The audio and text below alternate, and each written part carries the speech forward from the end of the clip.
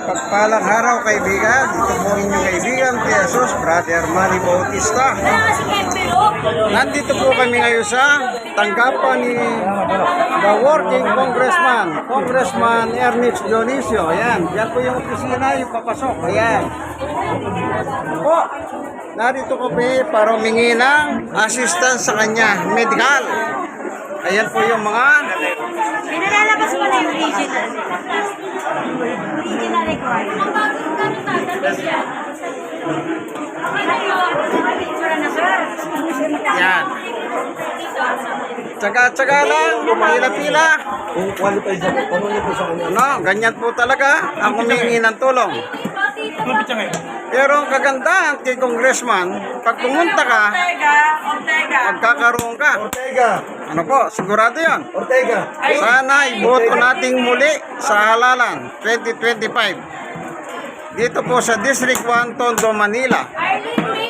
Isa lang po tatandaan nyo, the working Congressman Ernest Dionisio. Ano po? Gwapo rin siya, kagaya ko. Pareho kaming gwapo. Yan. Nasa ka nag-picture dito? Yan po yung staff nila, nag-assist yan. Yan. Okay na po?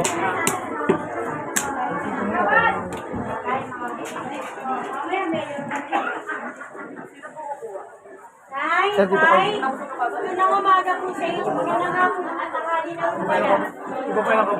Malakas po po ng mga original dito requirements.